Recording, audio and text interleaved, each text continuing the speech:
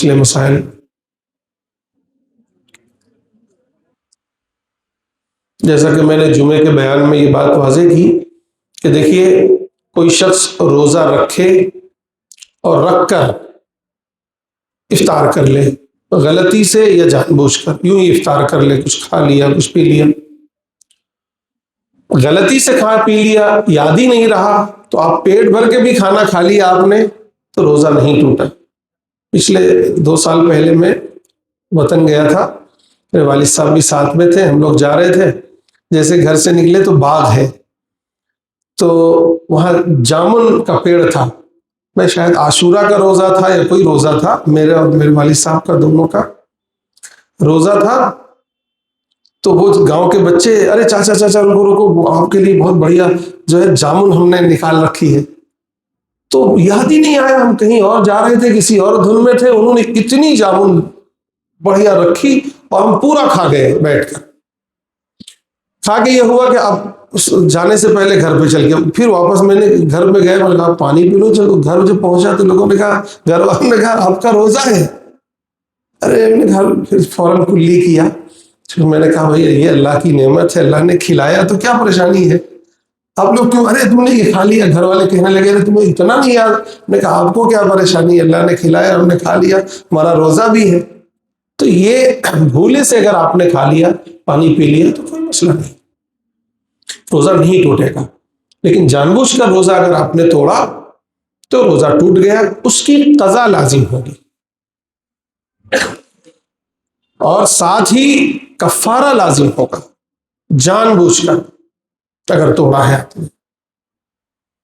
اور خصوصاً نوجوانوں کو اس طرف توجہ دینے کی ضرورت ہے. روزہ 3 چیزوں کا نام ہے. ایک ہے پانی پینے سے رکنے کا، کھانے سے رکنے کا، یا بدن میں کوئی ایسی چیز چاہے دوا ہو یا انجیکشن ہو جو آپ کو غذا فراہم کرے، اس سے روزہ ٹوٹتا ہے. اور تیسری چیز ہے بیوی سے ہم بستری یا جماع سے بچنے کا. یہ بہت ضروری ہے، اور عام طور پر اس وقت جہالت میں لوگوں کو پتہ نہیں ہوتا، روزے کی حالت میں بیوی سے مل لیتے ہیں. تو یہ بھی روزے کا حصہ ہے، لازمی حصہ ہے. یاد رکھیے جان بوجھ کر اگر کوئی شخص کھانا کھا لے یا پانی پی لے یا بیوی کے ساتھ ہم بستری کر لے تو اس کے لیے قضا کے ساتھ کفارہ بھی لازم ہوگا. کفارہ یہ ہے کہ 60 مسلسل روزے. اور کوئی سوال ہو آپ؟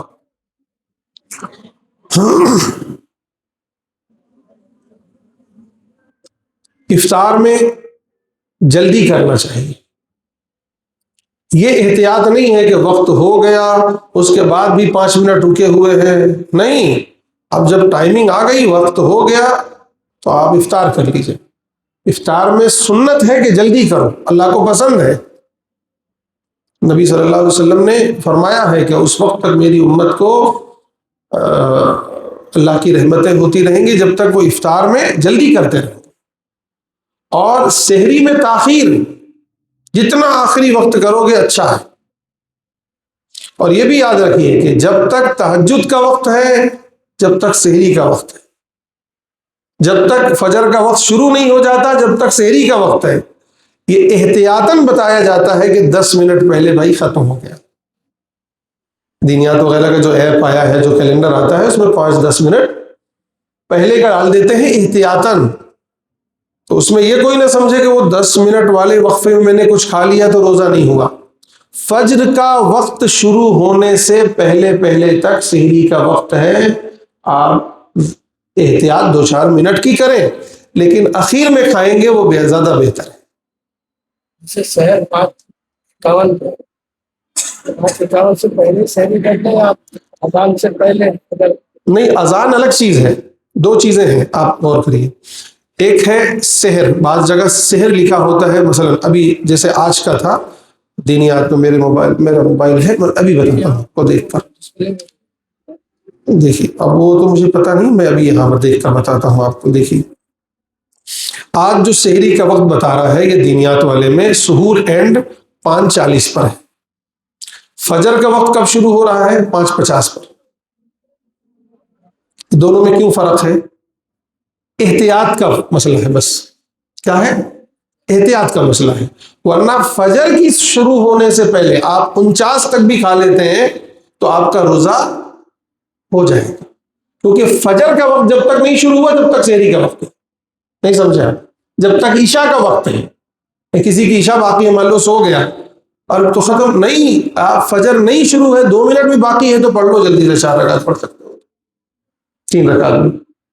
فجر تو جسے 50 دیا ہے تو احتیاط یہ کریے کہ 1 منٹ 2 منٹ پہلے ختم کر لیجیے، 3 منٹ پہلے، کیونکہ گھڑی تو ہی تو ہے، کچھ آگے پیچھے ہو سکتا ہے، ٹیکنالوجی تو ہے، کبھی ہو سکتا ہے نیٹ کام نہ کر رہا ہو، تو 2-3 منٹ کی احتیاط لازم ہے۔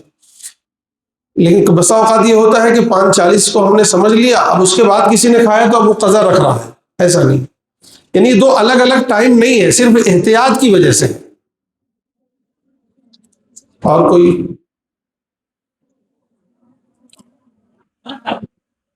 جیسے کوئی شخص روزہ ہے، روزہ نہیں رکھتا اور رمضان کے بعد انتقال فدیہ بھی نہیں دیتا، کیا گھر والے اس کی طرف سے ادا کریں گے کہ وہ گیا؟ جی جی، دیکھیے، رمضان کے روزے قضا ہو گئے، بوڑھا شخص ہے، جیسے اس کا صحیح طریقہ یہ ہے کہ روزانہ کا روزہ جیسے آپ نے قضا کیا اور آپ کو پتا ہے کہ مجھے امید نہیں ہے اس کی قضا میں نہیں رکھ سکوں گا، جیسے پہلا روزہ قضا ہوا تو پہلے روزے کا مسکین کو کھانا فوراً دے دیں، بہتر ہے۔ وہ طریقہ یہ ہے کہ پہلے کا پہلے، یہ نہ انتظار کریں کہ 30 گزریں گے تو پھر لوگوں کو تلاش کریں گے، روزانہ کا فدیہ دیتے جائیے، صحیح طریقہ تو یہ ہے۔ لیکن اگر کوئی نہیں دے سکا اور اس کا انتقال ہو گیا تو پھر اس کا جو 1/3 مال ہے اسی میں سے اٹھا کر آپ فدیہ ادا کر دیجیے۔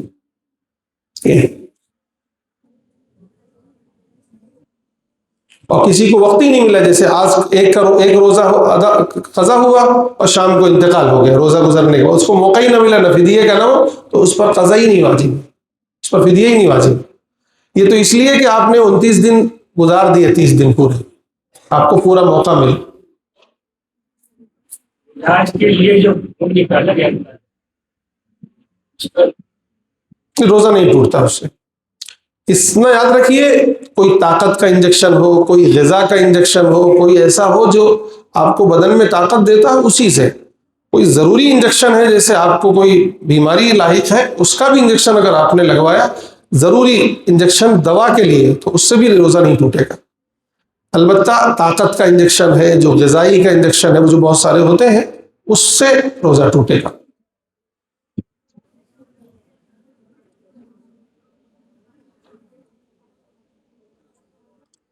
دیکھیے، رمضان کا موقع ہے، زکوٰۃ جن لوگوں پر فرض ہو وہ زکوٰۃ نکال دے، 7.5 تولہ سونا یا 52.5 تولہ چاندی یا اتنا ہی کیش یا اتنا ہی مال تجارت، 4 چیزوں پر زکوٰۃ واجب ہوتی ہے۔ نمبر 1 کیش، نقدی، چاہے بینک میں ہو چاہے گھر میں ہو۔ نمبر 2 سونا چاندی، زیور ہو یا ویسے ہی رکھے ہوں۔ نمبر 3 مال تجارت، مال تجارت جو ہوتی ہے، اور چوتھی چیز ہے جانور وغیرہ، وہ تو اب رکھتے نہیں کوئی، تو یہ 3 چیزیں اگر اپنے پاس ہیں، تجارت کا مال، دکان میں ہم نے مال بھر رکھا ہے 1 لاکھ کا، اس پر زکوٰۃ، اگر اس پر سال گزر جائیں زکوٰۃ ہے۔ اور زکوٰۃ کے لیے شرط یہ ہے کہ سال گزرنا چاہیے، جیسے آج میرے پاس جو بھی تاریخ ہے، آج کی تاریخ میں 20 ہے، غالباً 20 ہے، 20 تاریخ کو میرے پاس 1 لاکھ روپے آئے، یہ 1 لاکھ روپے کم زیادہ سال بھر ہوتے رہے، لیکن اگلے سال 20 تاریخ کو بھی اسی مہینے میں 20 تاریخ کو میرے پاس 1 لاکھ روپے ہیں، تو اب میں اس 1 لاکھ کا مالک ہوں، مجھے اس 1 لاکھ کا کی زکوٰۃ نکالنی ہے۔ زکوٰۃ کے لیے حولان حول شرط ہے، سال گزرنا شرط ہے۔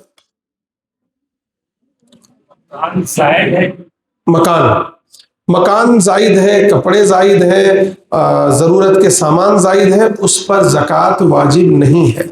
البتہ آپ نے کرائے پہ دے رکھا ہے، جو کرایہ آئے گا اس پر زکوٰۃ ہوگی۔ مکان بیچنے کے لیے لیا ہے تو اس پر زکوٰۃ ہوگی، مکان میرے پاس 3 ہے، میں رہتا ہوں یا کرائے پہ دیا ہوں یا کچھ کیا ہوں، تو اس پر زکوٰۃ نہیں۔ تجارت کے لیے ہے، جیسے میں نے پلاٹ خریدا کہ بھائی کل بیچ دوں گا، تو اس پر زکوٰۃ ہے۔ گھر خریدا کہ بھائی گھر میں رہتا ہوں، دوسرا گھر لے رہا ہوں، مہنگا ہوگا تو بیچ دوں گا، تجارت کی نیت سے لیا تو اس پر زکوٰۃ ہے۔ ویسے ہی لیا ہے کہ بھئی یہ نہیں تو کل وہ کام آئے گا، یا کرائے پہ دے دوں گا میں، کل پھر کام آئے گا، تو اس پر زکوٰۃ نہیں ہے۔ البتہ کرایہ اتنا آ جاتا ہے کہ آپ اس پر زکوٰۃ کی ملکیت کا بنتا ہے، تو اس پر زکوٰۃ۔ کسی کو قرض دیا ہے اس پر ابھی ملا نہیں، ہاں، کسی کو قرض دیا ہے اور ملنے کی امید ہے 100%، تو آپ زکوٰۃ ادا کرتے رہیں، مل جائے۔ زکوٰۃ ادا کرنا چاہیے۔ ملنے کی نہیں امید ہے تو موقوف کر سکتے ہیں، جب مل جائے تو پھر پیچھے پورے سالوں کی جوڑ کر دیں۔ 10 سال سے نہیں دیا تھا اس نے، تو 10 سال سے میں جوڑ کر ساری زکوٰۃ ادا کر دوں۔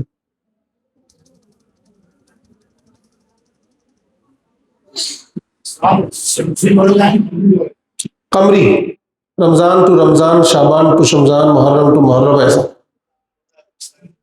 کہ میں نے ہاں ایک اندازہ نہیں صحیح ہے، یہ قمری سال جوڑے جائیں گے، یعنی 4 ہجری سال جو ہے، محرم صفر ربیع الاول، کیونکہ یہ 10 دن کم بھی ہوتے ہیں اس سے۔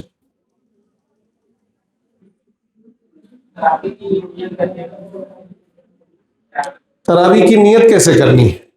دیکھیے، نیت کے معاملے میں ہر چیز میں اصل جو ہے وہ دل کی نیت ہے۔ جیسے روزے کی نیت ہے، فرض نماز کی نیت ہے، تراویح کی نیت ہے، سب میں دل کی نیت ہے اصل۔ تو آپ وضو کر کے مسجد میں داخل ہوئے عصر میں، تو عصر کی نیت ہی سے آئے ہیں، یہ نیت ہے۔ ظہر میں تو ظہر کی نیت سے آئے ہیں، اور عشاء میں تو عشاء کی نیت سے آئے ہیں۔ تراویح عشاء کے بعد کھڑے ہوں گے تو کس کے لیے کھڑے ہو رہے ہیں؟ تراویح کے لیے ہی کھڑے ہوں گے، اصل تو یہ نیت ہے۔ اس کے علاوہ زبان سے بھی دہرانا چاہیں تو یہ کہہ سکتے ہیں 2 رکعت نماز نفل، نماز تراویح، یا شروع میں ہی سب کی کر لیں، 20 رکعت نماز 2 کر کے نفل تراویح، نفل، لیکن یہ ہے کہ نفل ہے۔ پیچھے ہم نماز پڑھتے ہیں، امام صاحب بس سلام کھینچتے، جی آپ پہ سلام کو لمبا کھینچتے تھے، ہاں، پیچھے جو ہے شارٹ کرتے تھے، تو امام سے پہلے سلام ہو جاتا ہے، کیا ہوگا؟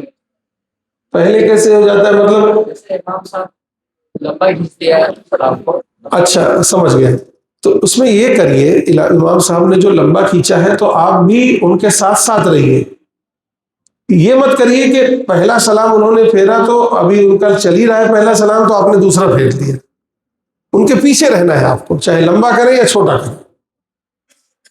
آپ کو نماز بھائی لمبی رکعت کر دیں گے تو کیا آپ اپنی رکعت چھوٹی کر دیں گے؟ امام کے تابع رہنا ہے، بس یہ ہے، مقتدی کا کام ہے امام کے تابع رہنا۔ ٹھیک ہے، دعا پڑھ لیں۔ نماز کے دوران جو پنجے اٹھ جاتے ہیں، اس سے کیا نماز ہوئے گی؟ نماز کے دوران سجدے میں، ہم سجدے میں جاتے ہیں تو سجدے میں یہ فرض ہے کہ ہمارے پنجے زمین پر ہوں، کم سے کم اتنی دیر رہنا کہ ایک مرتبہ آپ سبحان اللہ پڑھ لیں، اتنی دیر تو پنجہ زمین پر گاڑنا فرض ہے۔ اگر آپ نے اتنی دیر بھی پنجہ زمین پر نہیں رکھا تو آپ کی نماز ہی نہیں، سجدہ ہی نہیں ہوا، جب سجدہ نہیں ہوا تو نماز نہیں ہوئی۔ تو یہ سمجھنا، البتہ اتنا ہے کہ آپ نے ایک مرتبہ جیسے رکھ دیا پھر اٹھ گیا تو کوئی بات نہیں، لیکن ضروری یہ ہے کہ آپ مستقل فجر میں، مستقل سجدے میں آپ اپنے پنجے کو زمین پر رکھیں اور انگلیاں قبلے کی طرف یوں ہوں۔ بہت سارے لوگ